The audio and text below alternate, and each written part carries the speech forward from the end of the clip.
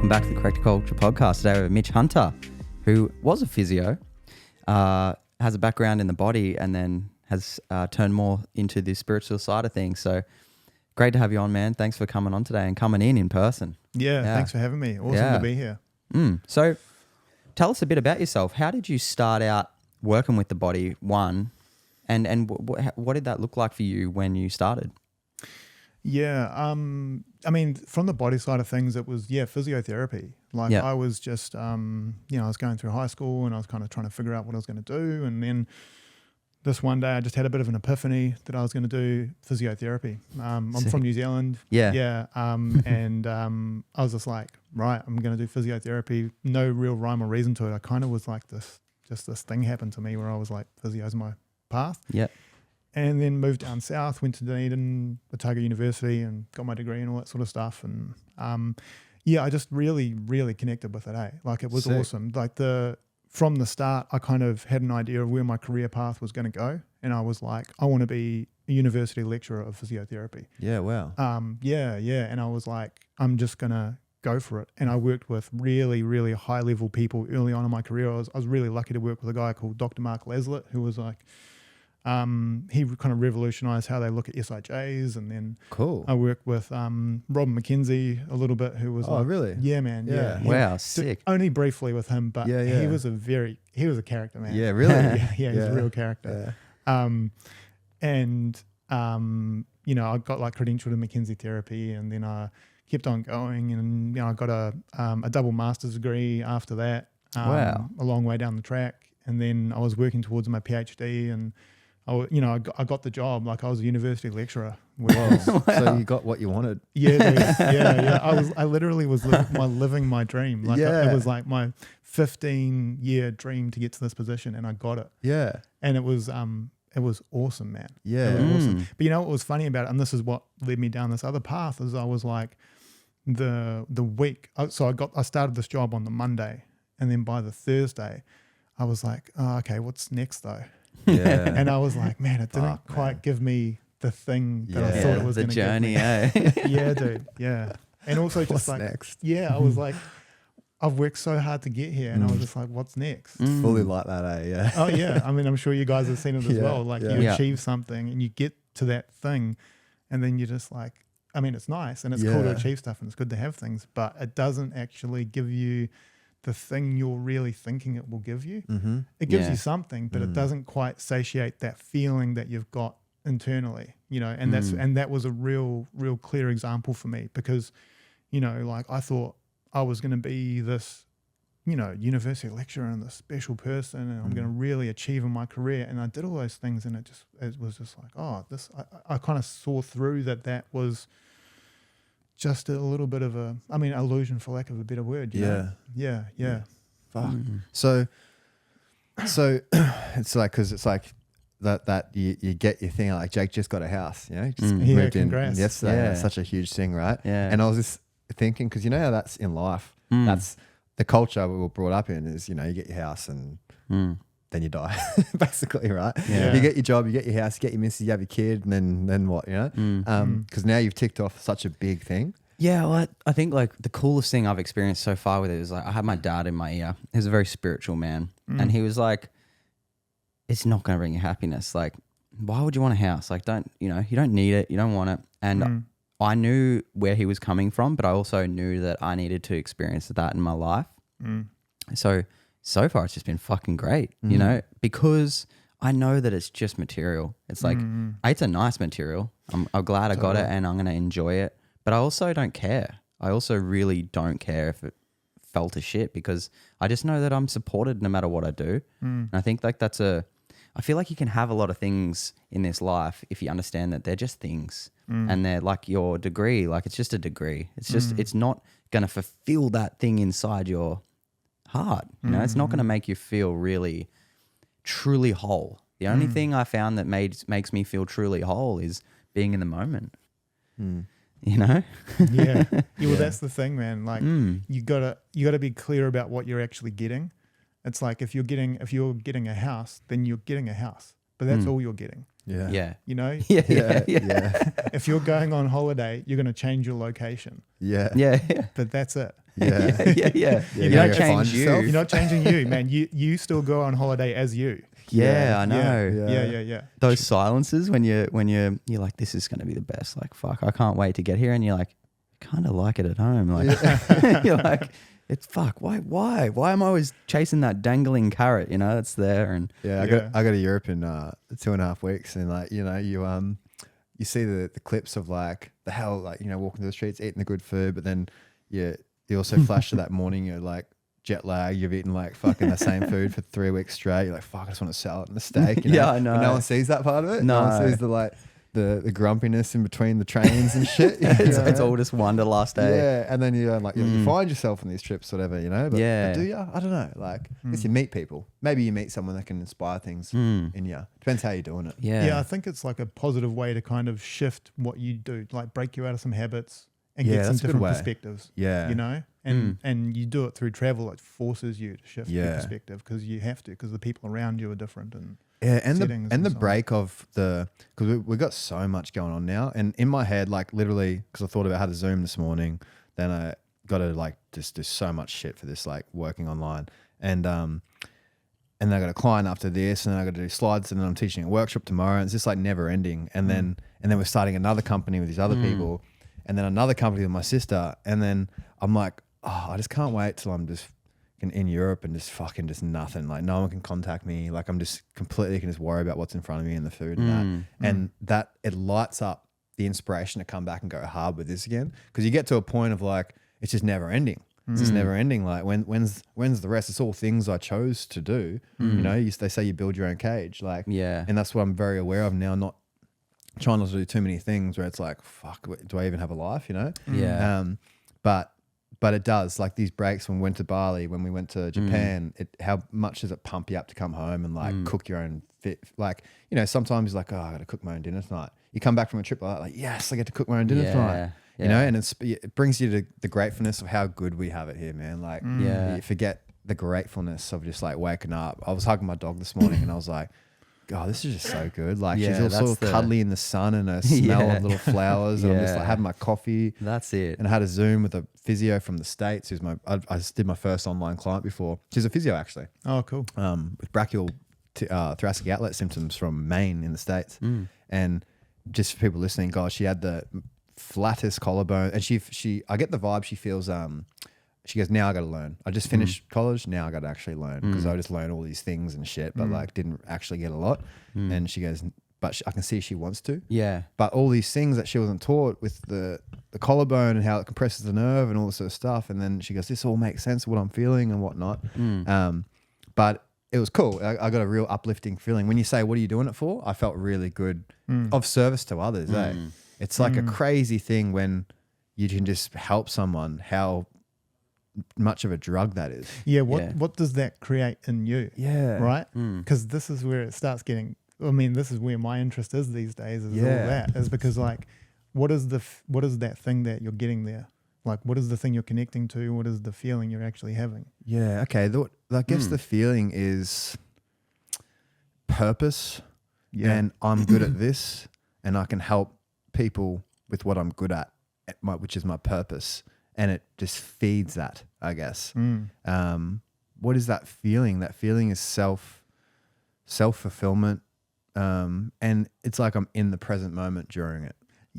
Heavily, I'm in the present moment during it. I'm not even thinking about, I don't even care about what she's paid me and shit. Like it's nothing to do with money. Bingo. Yet they pay me good. Yeah, exactly. Because I go overtime. It was a half-hour Zoom. It was ended up being an hour and 45 minutes or something. Of course. That's the story of my life with everyone. Because I love what you're doing. Yeah, exactly. I love it, man. And they talk about that as Shakti, isn't it? And Shiva energy is when you're creating the energy. Is if you understand, or if you know, correct me if I'm wrong. I've got some information. Yes. So Shakti is when spirit is flowing through you, and that's the highest form of energy. So it's like the universe is literally just coming through you to that person, and because we're all connected, it's helping you, it's giving you energy instead of taking it. Yeah. And I think that's what everyone needs to follow in our life, and that's the hardest thing to follow because obviously we need money and food on the table and stuff like that. So it's like, if there was no money, you'd be doing that.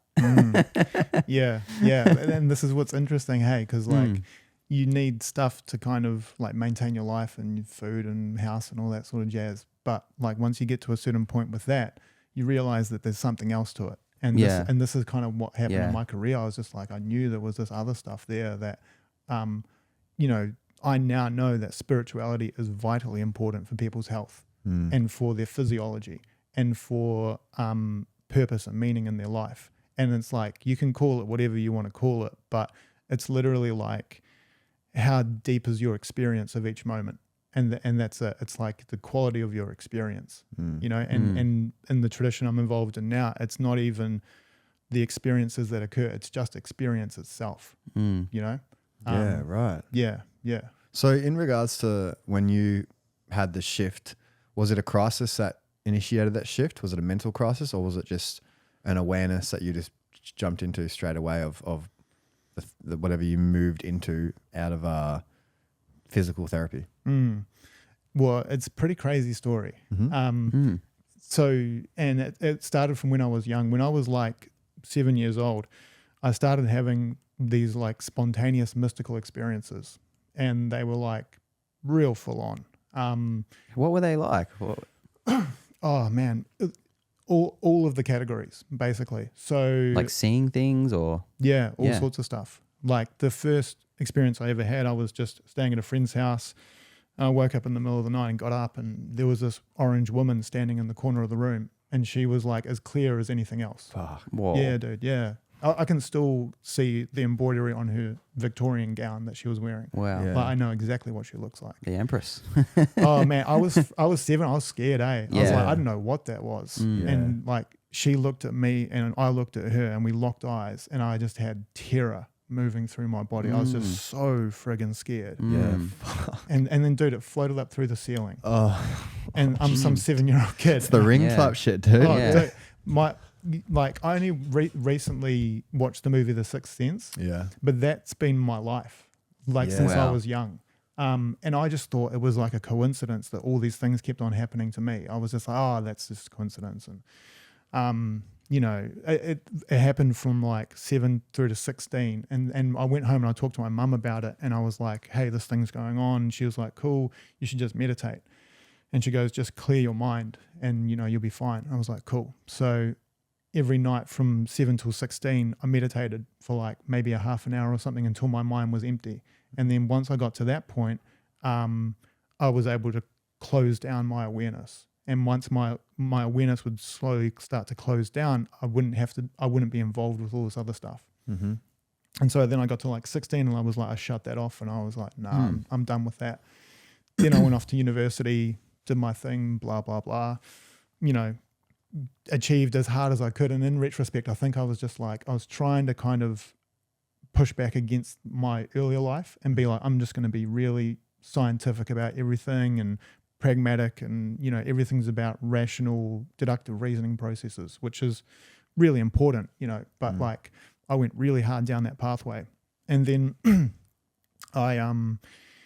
there was like a series of different experiences that kind of happened to me in my 20s where I started to meditate again more thoroughly. And then when I was I went through and got my master's, and then I just had this feeling where I was just like, I'm just quitting my job. The job that I had at the time, I quit my job and put everything into storage and went to India. And then through a series of unlikely events, ended up in front of this holy man in the jungle, and he said some stuff to me that was really interesting. He used to be a doctor, so he was like come from a similar sort of background, and he told me a few different bits and pieces. What did he say to you that was like the most outstanding? Like that just, you know, when someone like that speaks to you and you go, why the fuck does he know that? Or like, you know, like it's a feeling of like deep knowing. Like, yeah. He had something going on. I don't think he was enlightened or anything. 'Cause No. since then I've met like 2 enlightened gurus, and it was like very different. cool. But he was pretty on to it. And so I talked to him, and he told me a few bits and pieces, nothing memorable to be honest. But after I left, I went down to the beach, and I was sitting on the beach and I was just watching the sunset, and I was just like, man, that sunset is so beautiful. And I was like, oh, this is such a beautiful scene. And I was like, man, that dog next to the sunset is real beautiful too. And I was like, man, the beach is really beautiful. And then I was like, that rubbish is really beautiful. And then just like the beauty of the situation just turned up and up and up and up until there was like this pop. And I felt this like shift, this thing kind of like change in my chest.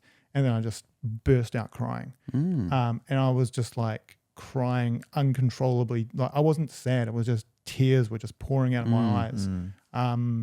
And I was watching the sunset, and then I went into this kind of altered state, let's say. And in that, you know, it kind of gave me a lot of information about like what I've been doing in my life and how hard I've been pushing and how I related to my family and all this different stuff. And then at the end of it, the thing that came from that experience was, it was like, hey, like this is just a gift. Life is just a gift for you to enjoy. And that's it. It was like, you know, it was kind of in that case, from my point of view, it was God. And it said, you know, I created this for you guys just as a gift, just to enjoy. And then from that was like when I was like 30 or something. And after that, I went so hard into meditation.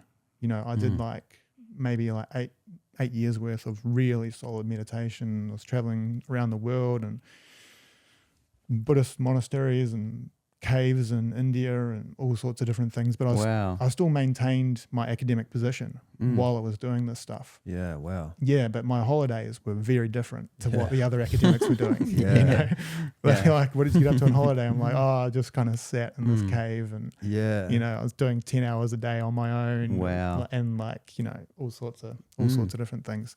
But the craziest part that ended up happening to me was in 2019. In 2019, I was really, really lucky that I had a permanent shift, which was just so helpful to me. I was working with my teacher at the time, who was a Zen monk, and he said to me, like, your meditation's getting to a pretty deep point now. He's like, you got to have a lineage to hold this thing that's happening. And as soon as he said that, I saw this mountain behind him, and then this old Indian man sitting in front of the mountain, and this thing went through the mountain, through the guy, and then through my teacher, and hit me in the chest. And I literally like couldn't speak. And I couldn't speak for like maybe 45 minutes after that. And it was really overwhelming, but I was like, I recognized the guy who was sitting behind my teacher, who was this guy, Sri Ramana Maharshi. Oh, that's sweet. Yeah. Yeah, man. I'd seen some stuff on him before. And my teacher had been with Papaji, who was a disciple of Ramana.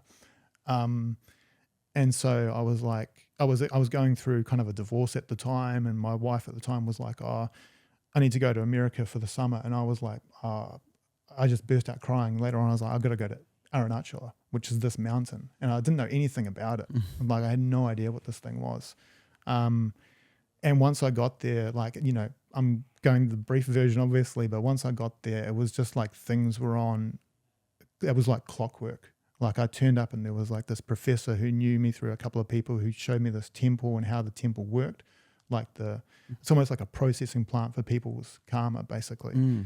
I just happened to turn up on the particular time where there's this thing called Deepam, which is the biggest festival in southern India. 2 million people come to this town that normally have 400,000 people. And I was involved in this massive procession of millions of people walking around this mountain while they light a fire on top of the mountain. And Fuck, that's cool. Yeah.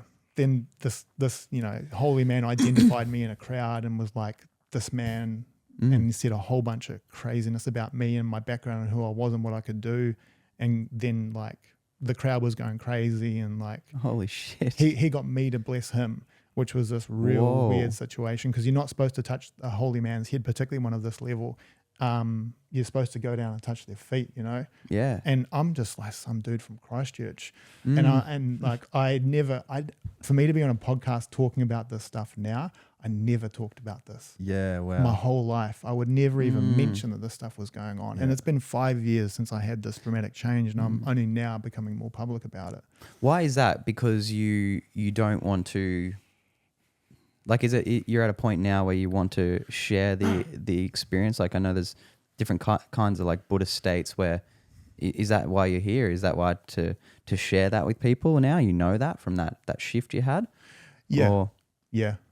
It was like once this, because it's basically like once this thing happened to me, like it went through it was so significant, the change that happened, it basically ended up being, I was in this temple, like thousands of year old temple, going through this impromptu ceremony with like hundreds of people around me chanting, and every part of me was destroyed in that ceremony. Like and I'm not saying my body physical, but like, I know what you mean. yeah, the structure of my personality and so on was like taken to pieces. And after that, there was just this silence internally now, and it's been stable since then. And like the thoughts come and go and stuff, but the silence is stable. And it has meant that now I went back to work afterwards, but I'll be working with my patients. And, there was a guy I was working with that had a chronic headache, and I said to him, like, what about this car accident? And he was like, what are you talking about? I've never been in a car accident. And I was like, told him about, a car accident. And he's like, oh yeah, when I hit on collision when I was younger, and I went out the window and all this crazy stuff. And then he's like, I can feel this wind pouring in through the top of my head. And I was like, oh, yep. And I just explained to him from a neurophysiological point of view what might be the mechanism there. But I knew what was really happening to him. And then I would have these students after some of my lectures, that there's one student in particular who was just like, hey, I don't know what's going on with you, but I need the thing that you've got.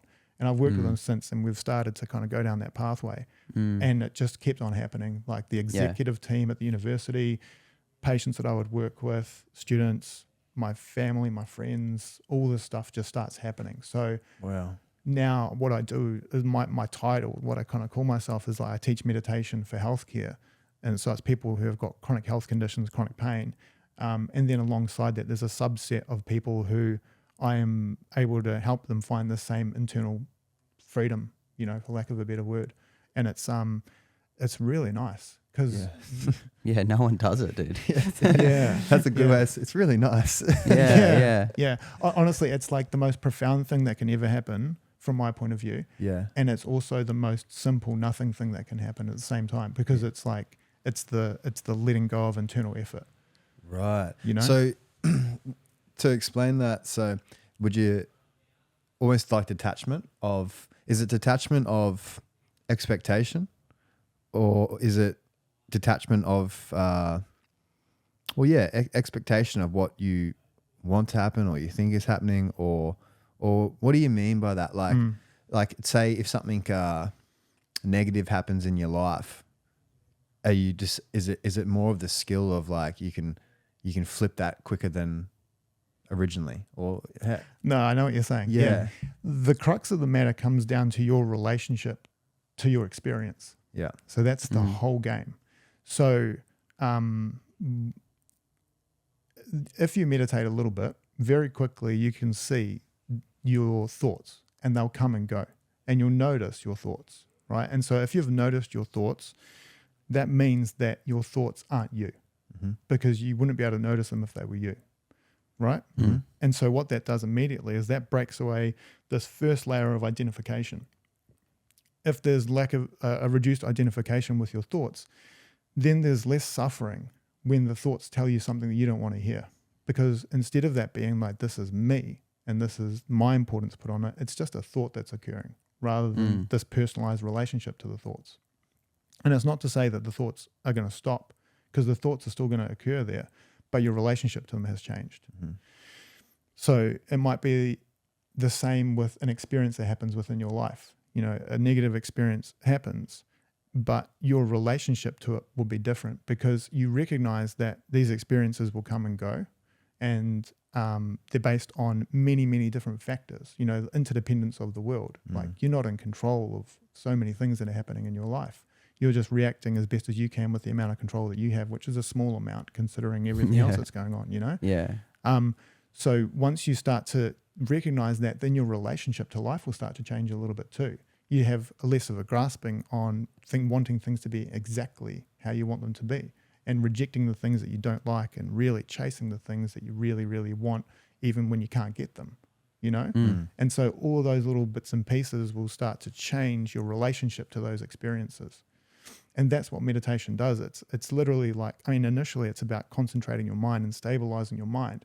But once you've done that, then it's about exploring your relationship to your experience. And you'll keep on going deeper and deeper and deeper.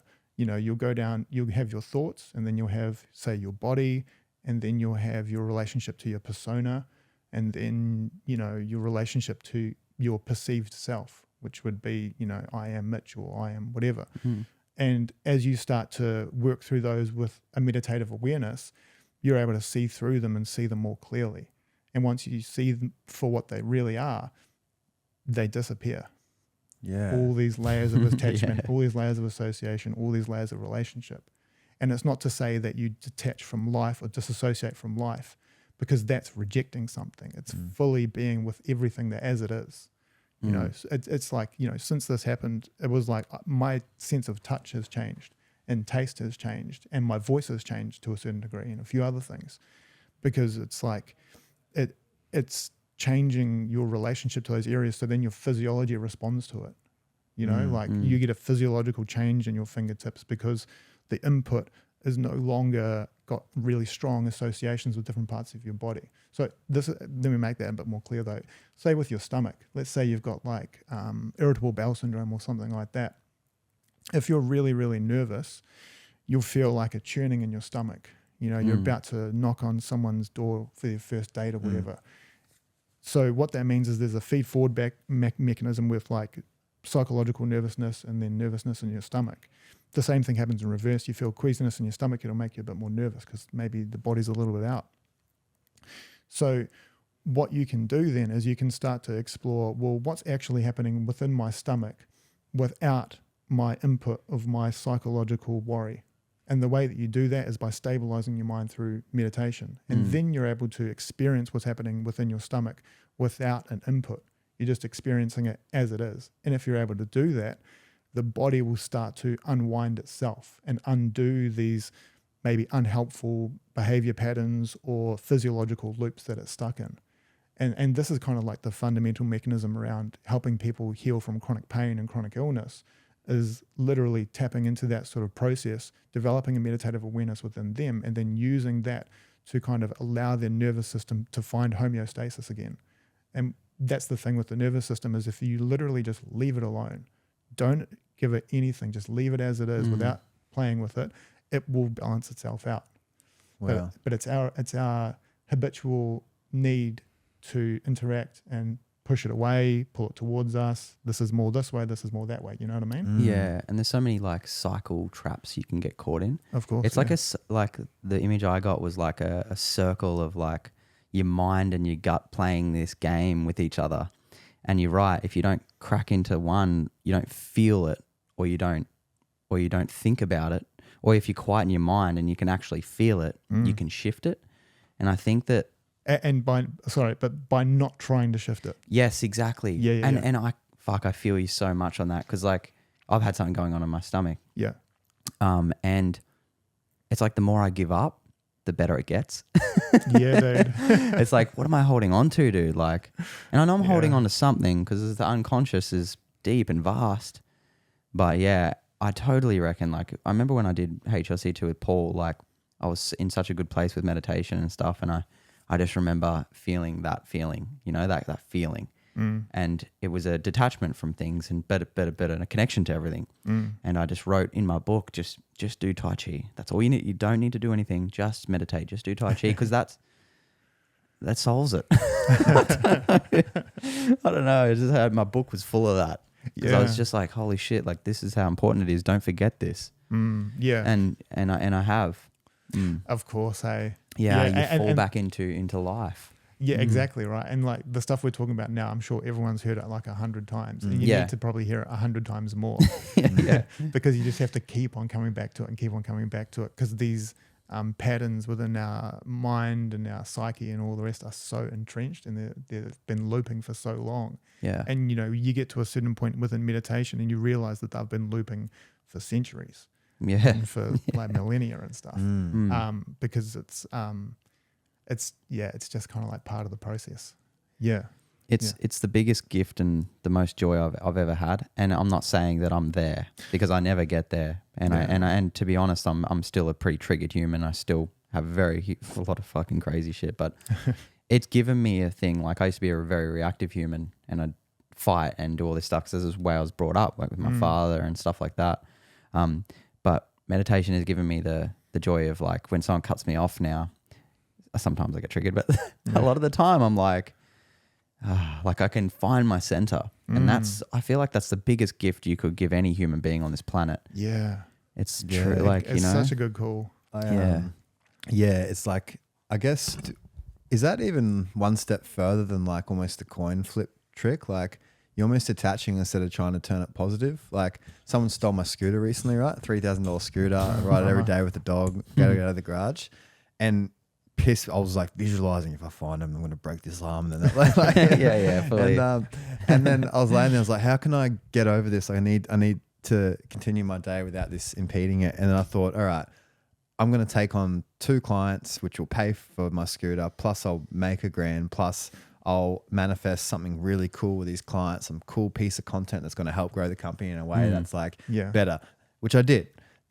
Therefore I flipped it and I did get over it. Right. But is that even like, sometimes I've thought about, what about the things you can't flip? What about something that's so severe that, you know, like say your father dying, right? How do you flip that? You know? Yeah. Yeah, exactly. Because the thing is, right, like you can do all these tricks of the mind to like manifest stuff and to focus on certain things and to kind of like justify things and create stories and so on. But all of those, it depends on what you're really looking for in your life. Like, are you looking for long-lasting, stable peace for no reason? To do that, it's not about adding more. And that's the kind of coin flip. I don't know the coin flip idea, but that's what it sounds like from my point of view, that it's like it's adding something positive to it and flipping it and using it in a positive way. And if that's a good for you in life, that's awesome. Yeah. But for some people, they're going to have a call for something deeper than that. And the depth is what you're talking about, because you're going to have these dragons or these bad moments come up in your life that you will not be able to flip. Yeah. And that happens to everybody in every life. Yeah. And if it doesn't happen to you through your life, it's going to happen to you just before your death. So every moment, every person is going to have that situation happen to them. So then it's about understanding what the reaction is to the situation. Why is it occurring? What is actually happening there? And seeing the whole picture clearly. And if you can do that, that knowledge is power. That knowledge of what's actually happening transmutes and frees the whole situation, because you see through it. And the, you know, my lineage, the stuff that I do now, it's about seeing through these illusions, and the illusions are the things that you get trapped in.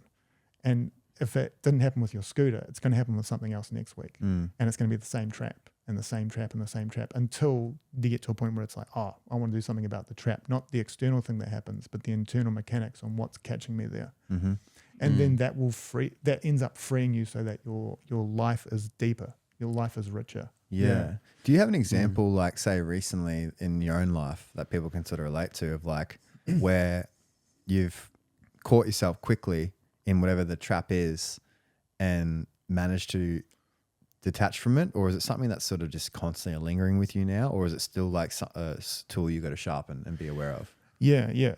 Well, and here's the thing, right? Like, I am not a fully enlightened guru, right? Because like all that sort of stuff is bullshit. Yeah. Honestly. Yeah. You know? Yeah. There's no need for any of that. Let's all calm down and be okay. Yeah. You know? Yeah, for sure. Yeah. We can drop all that and we can just be humans, and that's cool. Yeah, fully. So I just recently had a kid, and like, he's the man. He's champion. It's so great. But I mean, for anyone who's had a kid, there's a lot of extra work. And, you know, there was a period there where we weren't sleeping very much and we were working real hard, and I could feel myself getting tenser and tenser and tenser. And I was doing the dishes one day, and I'd been down a little bit like that day and that morning. And that's pretty unusual for me these days. Like, it doesn't really happen. It just kind of moves through very, very quickly. But I could see that was still lingering there. And it would have been something that in the past would have stuck with me for, I don't know, like weeks or something. And I was just doing the dishes and I was like, you got me. And I was like, it's not this. Because I know that the state that I am very, very familiar with now, it's not about happiness or sadness. It's neither of those things. It's not about frustration or joy or anything else. It's further than that. And I saw through it and I watched the sadness evaporate like a mist within me. And then I was free again and it was fine. I think chasing happiness is an illusion in itself, isn't it? Definitely. Yeah, because you chase happiness, you just chase selfish acts a lot of the time. I'm not selfish, just Yeah. like what makes me happy. Oh, this Yeah. makes buying this makes me doing this. I But agree, then what yeah. makes you happy? What makes like true me happy is when I'm working towards my purpose. Yep. If I read a book on the anatomy, if I Mm. even like something, again, I'm nearly finished King Warrior Magician Lover and these other things that bring awareness. This is the stuff that I feel like, oh, this is improving myself, I guess. Yeah, and the why is like because you're flicking a notch of frequency up. It's like that's why we're here. I feel it's like is to like raise our consciousness up, help people, Yeah. and that's like I know. Have you heard of Arnold Payton? No. He just says like you only find true fulfillment when your heart's desire to help people is like aligned with the universe's purpose to raise the vibration. And I feel that because like it doesn't matter what I've had a very blessed life this far, but nothing, no materials, nothing. It almost makes it worse, to be honest.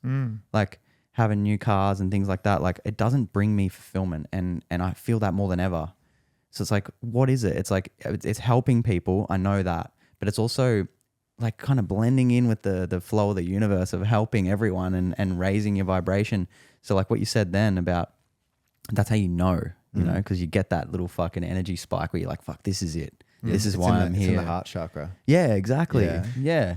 Yeah, and that's where it's like, what's the feeling it gives you, hey? Yeah. Yeah. Because the thing that is motivating you to do that is the feeling that you have while you're doing it and what you're experiencing. Yeah. And it's like, it's inevitably through helping other people is a real clear gateway to it, because you know fundamentally deep down that that's what we're supposed to be doing. We're supposed to be helping each other because we're all in the same human condition together, and we're no different than anybody else. Yeah. You know, so that's where it's like when you really connect with those things that are deeper, the deeper and deeper you go, the more fulfillment you'll connect with. And what you're connecting with is a thing internally, Yeah. you know? And when you feel that and you follow that, your life ends up with more of that in it because you're letting that be your compass. Yeah. And the further you follow it, like you guys are doing now, it opens up more and more and more. And you've just got to be brave enough to continue to follow that pathway, you know, and you've got to be aware of all these other things that come up and they talk to you and they say these things within yourself, but you're like, no, I've got a compass. I can feel this is the truth.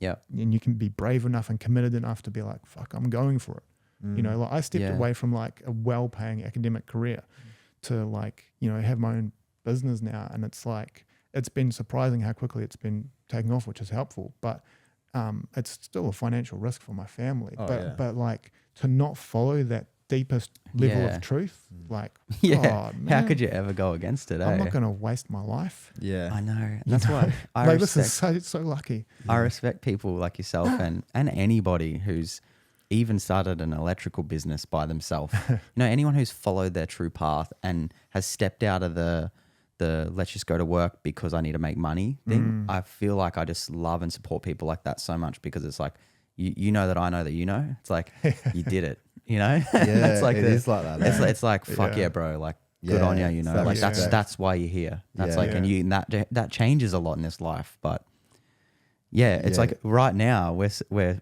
I guess you could say successful in our job and our business. And then you're like, well, like what next, you know? Yeah. It's like, okay, keep growing, and then what? But then you just follow that feeling, hey? Yeah. Because then that's going to, I mean, and you guys are in such a great industry where you can kind of shape it to what makes sense for you. And I'm in the same situation now. Yeah. And it's like, you know, for me to do the stuff I do now, it takes no effort, like zero effort. That's amazing. And I literally can completely disappear when I'm with patients. And that is even more transformative.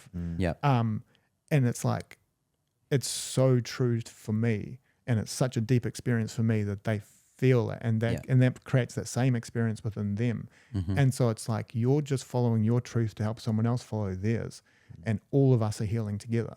And that's literally all you're doing. That's what we've always said with this, because like we see people working so hard, and it's like we would be doing this if we weren't getting paid. Exactly. We would still be doing the same thing. It's like it just so happens that it's turned into a business, but it doesn't feel like we're just like putting heaps of effort in all the time. It's like we are, but we're not. You know what I mean? Like it doesn't take energy much. Like it's like clean fuel sort of thing. Yeah. It's just like a little bit. We're always doing a little bit towards something, but we're pretty good at taking action on things. Like, oh, we're going to do that. Okay, we're doing that. okay, and then it's not even then now there's like staff, so then you tell them to do it. Yeah. But like now we're moving towards it. But even the staff we've attracted are very, So like good, you met man. Harry before, like he's a very old soul for his age, and he's it's cool. And my sister, like Yeah. it feels so good to have my sister because it's like it keeps you safe. Like she can tell me the truth, and like and that feels so good. And knowing that she'll never rip it, knowing that whatever she's learning, she'll give it to us for free, like and it feels so good. We got a very powerful team, and it's grown it rapidly. But we had a conversation recently where we were talking about the direction of the business and talking about there's so many little things, so many ways people pull us towards, and then we're having dinner and I was like, man, just think, how can we help people? That's the bottom line. And then I reflect on everything I know. What do I know that I can give to people, and what do I know that the people need the most of? And then I try and structure my content around that and all these sort of things I know is powerful because people need it. People need what you have to offer. Everyone's got their gifts. So when you know your gift, you're like, all right, let's just help these people, give as much free information out as possible. And then they end up supporting you. And it's the way we were watching just brands, man, whatever their product is, if you know that person and know their brand and you behind them and you see their life, then when they bring out their product, you're going to choose that product over that one because it's supporting them, it's supporting that vibe. You feel like you're part of it. Because I know I do. It's like I'll buy this instead of that from these people because I like them, 100%. And it helps people attach to the feeling and the culture behind it and bring that wave of health back into whatever way we can do it, because we obviously got this yin yang thing going on with like, Jake knew all these people you were talking about, I don't, but I'm interested in it. I love it still, it's like, I love it. I can see. and he dabbles me into that world, and I'm very much the body in that and he loves that too, and it's like, but you both have your things that you're always going to push towards a little bit because there's only so many hours in a day. But what I've realized is I had so much anatomy books and all this sort of shit, constantly learning about the body, thinking I got to get the career, got to get this first, got to get this rolling. But then recently I've been going into other books, in even that Entering a Vortex one with relationships, that King Warrior Magician Lover, and I was like, fuck, you gotta take people's wisdom that have been here before you, hey, like that. Because I'm like, there is so much wisdom in that, and I realize, oh, this is better than me reading that anatomy book right now, even for my business. It's like you always got to reflect and level up. And I guess reflect, is that even like when you're talking about meditation, is that a time to reflect for you, or is that a time to not, Yeah, well, it gets real subtle, right? Yeah. So like there's two kind of within the stuff that I'm involved with, like you build your concentration, which is kind of sharpening your sword, but then, or your scalpel, let's say, and then you actually use that scalpel in inquiry, self-inquiry, which is kind of like introspection, self-reflection. But the thing that will be reflecting now, like for me with meditation, I don't do anything. I just stop. And then I watch everything eventually just fall away. So yeah, you can say it's like a kind of self-reflection. Yeah, but I think it's even more than that. You start to understand the different mechanisms by how you think. So there's kind of like, you'll see that there's like conscious thought and you'll be able to think about things intentionally. You can intentionally stop that. So that's holding concentration. But then there are these other thoughts, and those thoughts just come out of the blue and they start coming out.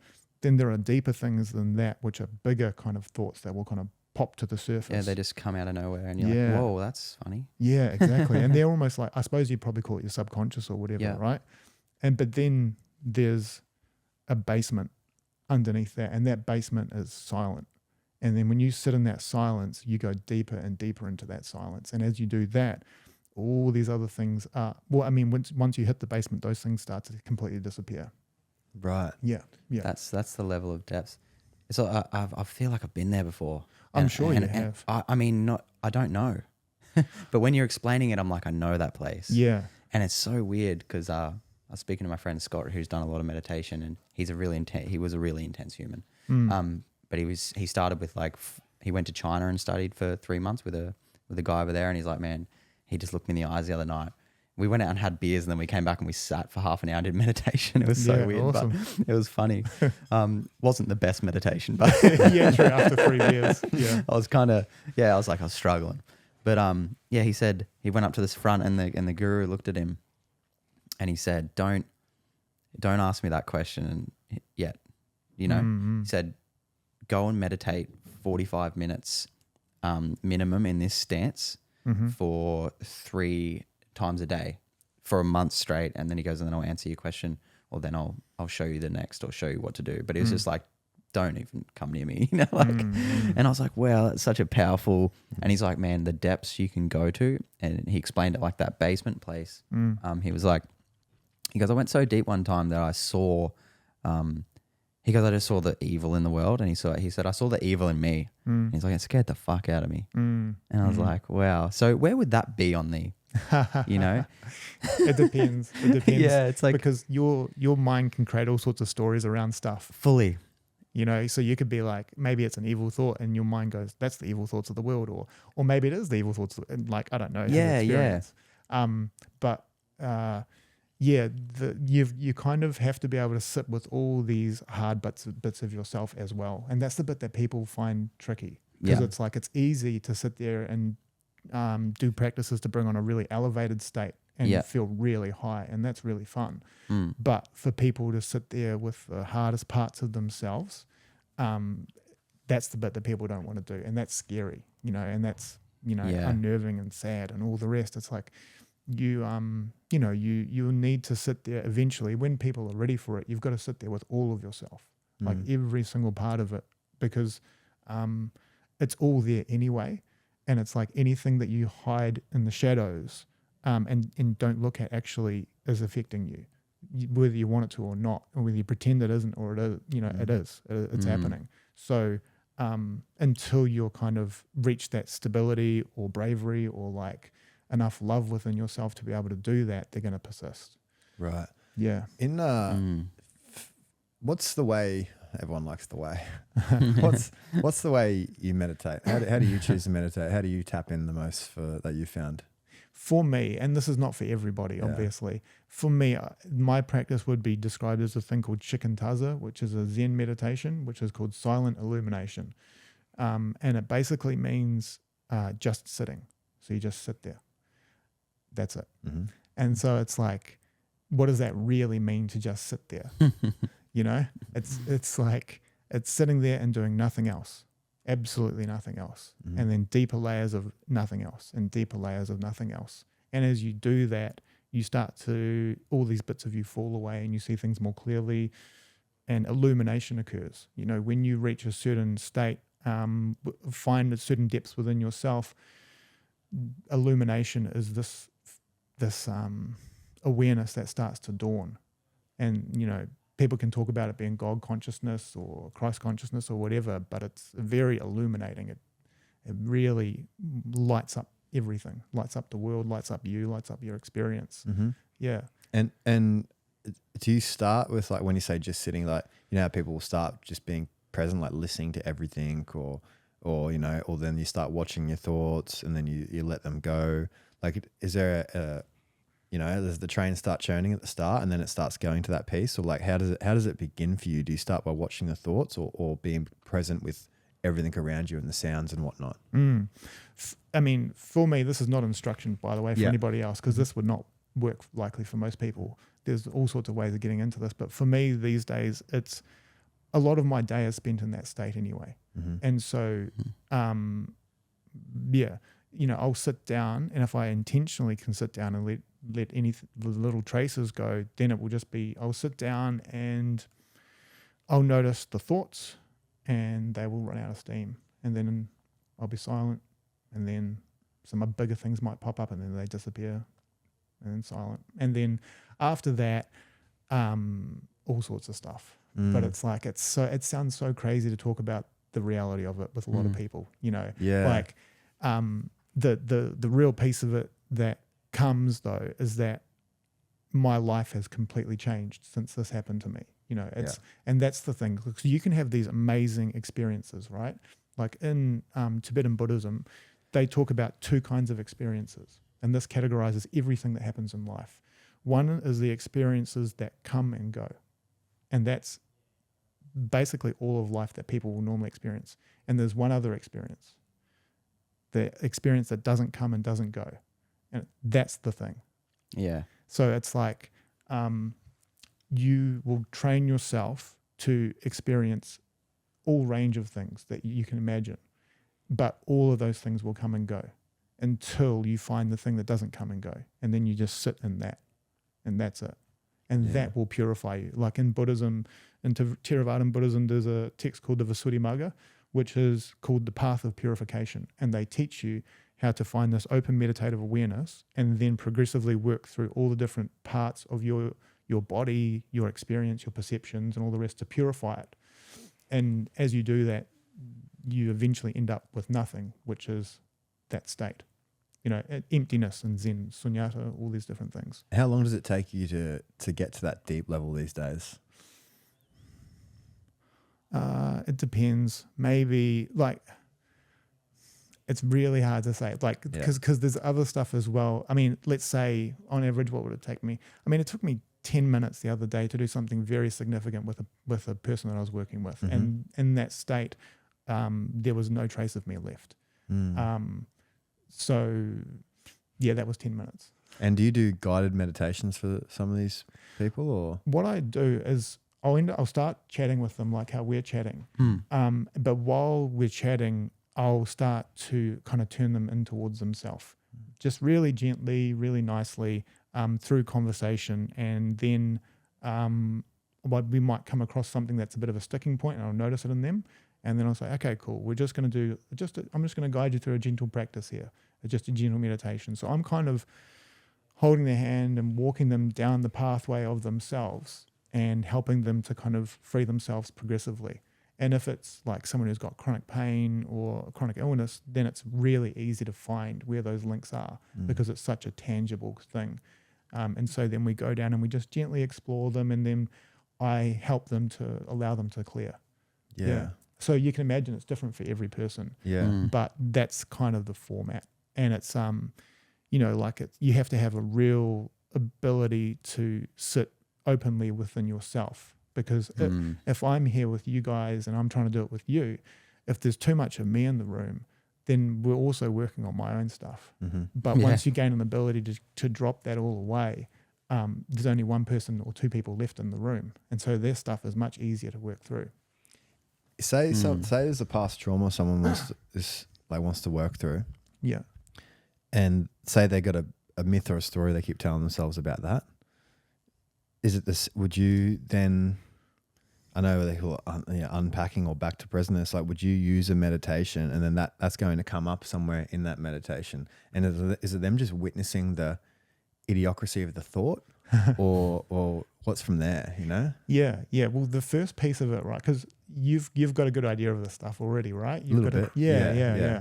So the first piece of the puzzle is like, is that person in like a self-compassionate state, that they are brave enough and strong enough and feeling whole enough to be able to look at these things to begin with. So for some people, it's just about building them up before they can even look at this stuff. Yeah. So that would be, there's a lot of like meta love and kindness practices and all sorts of different ways that you can make yourself feel more love. Like you literally can like turn it on and dial it up. And it's not that tricky at all. It's pretty straightforward. So get the person resilient enough to be able to get to that stage first, and then you're basically on the right track. It's like, can you actually find the root of this thing and witness it? And it's not witnessing it in a detached way. You have to actually experience it. You have to fully witness it, but it's about not pulling it towards you and making it a big deal. It's not disassociating and pushing it away from yourself. It's being objective, being clear, open awareness. And that's why if you can develop an open meditative awareness, that is like the sun, and the sun is a disinfectant, like the sun will clear all of these things.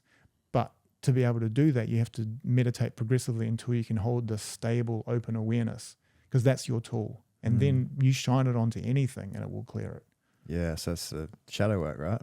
That's what shadow work is, yeah. But the tricky part with shadow work is that people will try and put a new interpretation on the top of it. That's like the coin flip of it, you sort of say? Yeah. Exactly. Because like you could go in and go like, I'm just going to send it love. Yeah. It's like, maybe it doesn't need love. Yeah. Maybe it just needs to be seen. And it's because it's going to give you the information. It's like going to see someone who's had a hard day and you're like, this is what you need. It's like, ask them what they need. Yeah. You know? That works well for me, man. Because for me, like my, as you know, I'm very like in the logic in as you were with that side of things. So I see, like, I know I'm pretty good at seeing something, and if it doesn't serve me, like I'm not professional at it, but I know let's not entertain that, because logically it makes no sense for me to tell me that, because it doesn't help me. And logically, if my mind isn't on my side, then whose side is it on? Like, it's got to be on my side, you know, otherwise we're just fighting against each other. So like I guess that's been my approach, viewing it whenever it becomes a stressor, witnessing it, and then laughing at it, sort of like, that's not going to help me. So fucking be a man, move on. But not in like that like hyper masculinity, be a man, move on. It sort of helps me. It's like, that's stupid. Like continue your life, because that does not serve you in any way possible. But I know that's very hard for people to do. They get stuck in the story and say, oh, blah, blah, blah. And what you're doing is significant. Like, you're doing cognitive behavioral therapy on yourself. Okay. Yeah. Like, that's CBT. And that's awesome. Yeah. You know? Yeah. And I think you said it perfectly. Like, you're not going to tell everyone to do your seated meditation, because everyone has a method. People become, you know, I like to say enlightened, but enlightened as in like that it could be waking up of any form. They can do that doing the dishes. Like, everyone has their own methods, and there's thousands, there's millions. Like, you got to figure your own way out to. It's amazing the peace you can get when you witness the mundane tasks. I catch I it think with that's the hanging washing out. Sometimes my brain's like, fucking, it's gonna hang this next one, pegs. And I start not using pegs. If I check the wind, it's not windy, I don't need to use pegs now. It shouldn't be on the ground by the time I get back. All this sort of shit. I did it yesterday with the traffic at the end. I just moved house yesterday, so I had a big day. I've got like cracked heels, I can barely walk. Oh, dude. And I was like, done, you know, and I had to drive this truck back and fill it up and then do that. And I was like, this is not what I want to do. Like, this is hard. Like, this, and then of course run straight into traffic. And then I was like, you know what? I'm just going to turn this into a good experience. And just like, it was so nice. Like, And I was it's just, a hormonal thing. I just breathed, and I was like, I'm just going to meditate. Like, and that's, I think, personally for my method has been more, I get a lot more out of that. And I'm like, why would I go and sit for an hour? And the sitting's important, but, or the Tai Chi is important, but I'm like, I can do it all day, every day. Why not do that? Like, why not just make my life's work to like try and become conscious? Or not even try, just become conscious of like what you feel right now, how you're feeling in your body. And I feel like that's my method, you know, that's what's working for me at the moment. It doesn't feel like it's always like, I feel like how I do anything is how I do everything. And it's like slow consistency for me works. You know? Yeah, nice. Yeah. Well, that's good for meditation, because meditation isn't one of those things that if you put in more effort, you're going to get more result. Like, oh, I'm meditating now. Because it's then you're holding things too tight. Yes. You know, and if you're not putting in any effort, that doesn't work either, because you're holding it too loose. Yes. So for the people listening that don't meditate at all, what's your tips for them to introing into that self-reflection? Because you can almost see it in people's eyes if there's been depth thought in, I don't know, you can see it, when it's like, this person probably doesn't think about anything really besides the footy this weekend, and always the external, you know? You see they've never really reflected in, and sometimes I see it in people, and I can see that person will probably never ever, you know, and they probably got their role in this life. Maybe they're not meant to, and they're meant to be doing this for us, you know? You know, the people that like, I don't know, can be at the shittest job ever, but they're meant for that job. You know, not everyone's meant to be fucking millionaires and entrepreneurs. That can be the most enlightened person. Like, I know. They're just like, happy. They're happy as, man. I'm like, God, if I did that job, I would just not want to be it's here. It's like, you know? ignorance is bliss, but maybe I'm the ignorant one. Yeah. But in saying that, so for the people that like are resonating with this right now and listening and like, fuck, I don't meditate. I haven't stopped in so long. When really, when you stop, when you meditate, you're not, that's when you're actually watching your thoughts. The rest is when you actually just stopped all day long doing shit, really, you know? So what, for those people, how do you ask them to begin? Say you got a client, you're working with someone. Where do you begin? Yeah, man. Like, the first thing is like exactly what you just said there. The people that are listening to this right now and they are feeling something, that's the start. That's your start of your practice. Like, actually be like, what is this about this conversation that is making me feel this? Why am I feeling this thing about this? And it's not going to be everybody, but there's going to be a subset of people who listen to this that they're going to feel something specific. And then it's like, okay, follow that feeling. Just notice that feeling. Notice when it comes up in your life, right? And that can be a nice little guidepost on like, oh, this gives me that feeling. Maybe I should be following these things, you know, the things that make you actually feel good. So that can be the starting point, right? If you want to cultivate more of that sort of stuff within yourself, the next step is to then realize what you said just before, is that notice that your external experiences and your internal experiences aren't exactly linked. You can have a horrible external experience and internally can feel something completely different. You know, you can have the best day of your life in quotation marks because you achieve all these things, and you can internally feel terrible.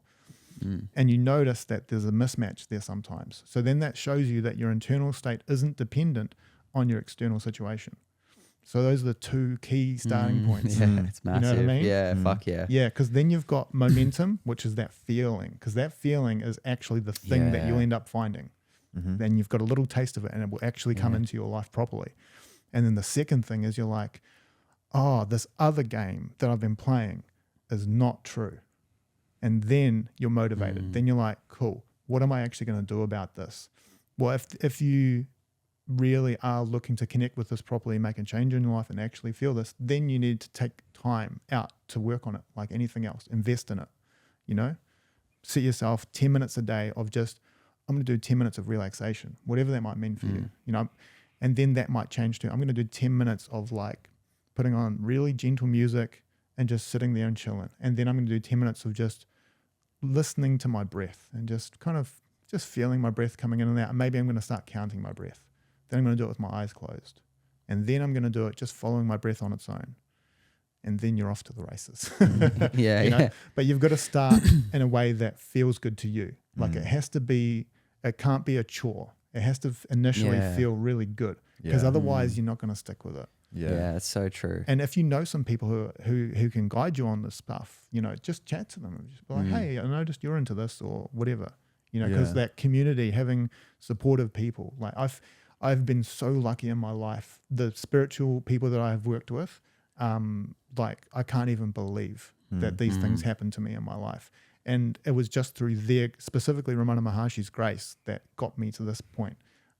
So, you know, you have to have these guides along the way to help you out.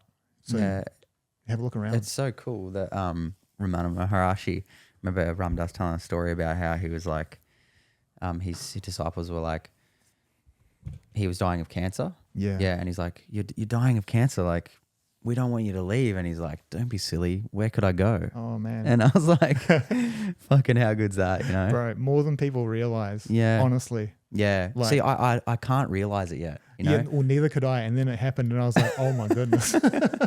Yeah. I've had some pretty fucking cool experiences. Like I connected with my soul the other day and I asked my soul what was, I'm on spiritual. I was like, what is your name? And it was Shiva. Oh, cool. Yeah. Shiva. That's a good one. Yeah.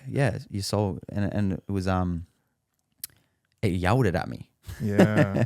My spirit yells at me, dude. Like I had like when I pick a tarot card now, I close my eyes and I'm picking it, and it's so weird because it's never the middle finger, it's always the index. So now I've learnt that like I'll put my finger down, I'll be like, that feels like it, but I'll go one to the right, and it's always like, and it goes yes. It's almost like a woman's voice shouting it at me. It's fucking weird, man. Dude, you know? there's interesting layers in your own experience. Yes, yeah. There's like so much going on in there that people don't realize. Yeah. Oh, yeah. Sorry. In regards to manifestation, it's a big thing, right? Everyone talks about manifestation. I talk about it a lot. Yeah, but man, it's been ridiculous for us sometimes. Like it's just like whatever you want. I've even like, I remember I tested it with a mate with something super superficial, and it was like this type of chick, right? And I go, oh, dude, watch this, right? And I go, I'm going to manifest, like anyway, a fun type of chick, right? And this chick looks like this legit, like 24 hours later, a chick like that in my DMs and she was keen, right? Yeah. And I did it as a joke to show him. Yeah. And I go, oi, check this out. And I showed him, man, and it fully happened. And even that was almost for me again, a confirmation. I was like, I can't believe that actually just happened then. Yeah. Like we've done it with the ring, we've done it with the gym, we've done it with the cleanse, we've done it we're starting a new supplement company with these other people. And the night before I texted Jake I go, tomorrow's going to be a really good day. Something's going to happen. And then we got a company message from this, like a really, it'll do well. You know what I mean? Yeah. And then, because I was unsure about it, but I was like, well, I did text him that the day before, and this is that thing. So let's just go into it. Yeah, well, the 'Cause feeling, I called it upon from the universe. The you know? feeling is what you follow.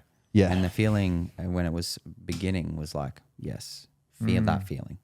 Yeah. It's such a, you just got to keep following that day to day. Hey. But for manifesting, do you is that a belief you have? And have you had any examples, or have you done it via meditation or just intention, or can you talk on that at all? Yeah, for sure. Yeah. Yeah. Like you can like manifest something through all sorts of different mechanisms, for sure. And the deeper part of it though is to realize something beyond that, because like you can say I want these things or I don't want these things or whatever, right? And you can kind of make them happen by projecting your awareness so strongly in that direction, and you will kind of create this reality to a certain degree.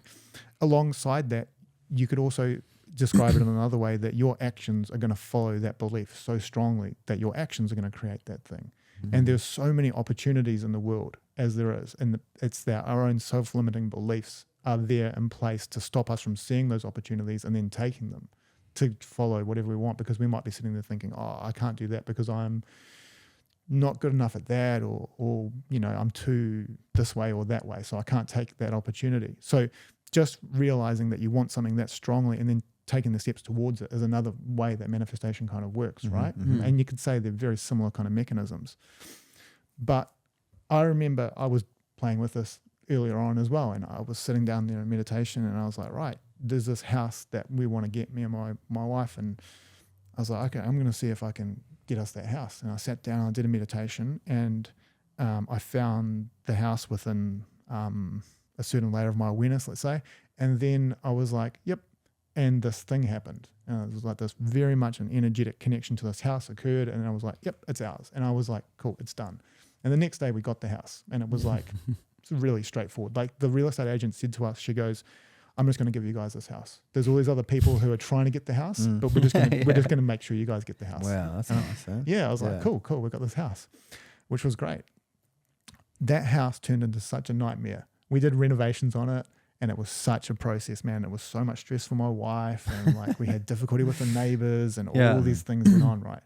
And it was really interesting because out of that, I realized a few things. It was like, number one, there's a cost. Anytime that you're putting that much towards something, there's going to be because that's so much energy going in this direction, there's going to be a flip side to it. There's going to be some sort of cost paid somewhere else. Yeah. And then the second part of it was like, who do you want to decide the path of your life? Do you want to decide the path of your life, or do you want God or a higher power to decide what's going to happen with your life? Who do you think's got a better idea of where you need to be? You know? And so now it's more like, I'm just going to surrender to that open awareness, and it will give me what I need. When you talk about God, do you mean the universe? Yeah, like that's just a word, you know? Yeah, for like, sure. For me, it's non-dual reality. Yes. Would be one marker that people can put on top of it. Yeah. And you know, like, God, I don't know, God just feels really nice to say sometimes for me. It does, me too. Me too. Because it's almost like taboo to say that in our culture a little bit. Yeah, because straight away, growing up, you're like, oh, he's Catholic. Yeah. And I have nothing to do with Christianity whatsoever. Yeah. And then that separates you from the rest. For me, isn't it? You know what I mean? Like, of course. And then it's like, no, they're wrong. They're this. Like, it's all versions of God. You know? Yeah, that sometimes confuses me. Because like we are God in manifest, right? And is that what you believe? Like we are God experiencing itself, or do you see God as something separate? Like, I mean, the non-duality, like it's its own thing. The whole thing is the thing. Yeah. That's there. So it's like you, me, the table, people listening, the microphones. Yes. Whole thing. So it gets really, like, my exact definition of it would be just, it's like a signpost towards pointing a bit that there is a deeper part of reality that we're not living in. And so it's kind of pointing towards that.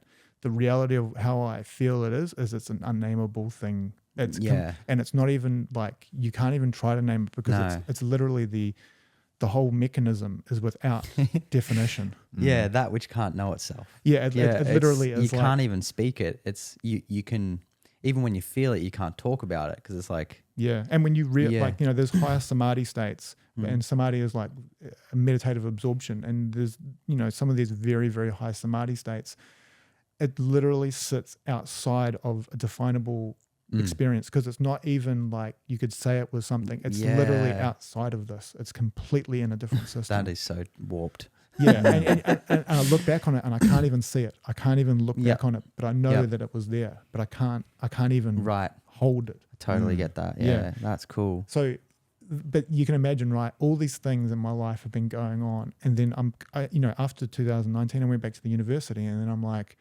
they're like, "What did you do on holiday?" And I'm just sitting there, and I'm just like, I can't say anything to anybody about any of this stuff.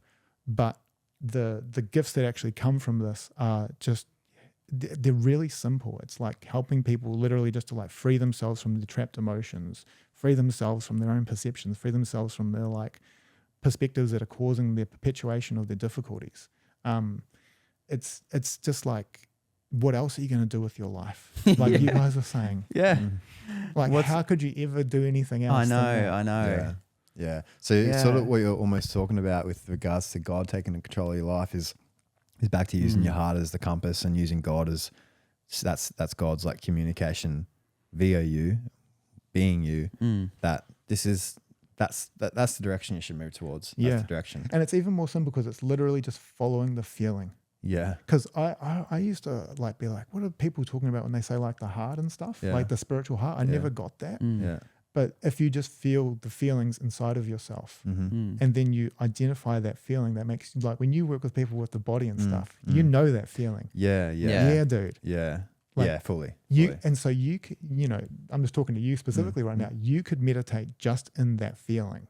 You could sit down in that feeling and really explore that feeling. Yeah, okay. And that will show you some things. Yeah. Fuck yeah. That's cool, man. I gotta, man, because I haven't been meditating, you know. I do little bits here and there, but like, I just constantly get these people like, you gotta do it. You gotta do it. And there's all sorts of ways of doing it, right? Like I'm saying a very specific thing, very specifically for you in this moment, sort of thing. You could do that. Because I could see you were coming in and out of it a little bit, right? You could feel that feeling. Yeah. So you're like, you can sit there with that feeling, and you can explore that. Yeah, that'd be cool. That's cool. Yeah, and I feel like for me, sitting is probably better too. Like I've done qigong and that. Even though I'm fast paced in mind, you'd assume that you need movement, but I don't. I think I need to sit. I like sitting and just like not doing things, because the doing things makes me think about the thing I'm doing.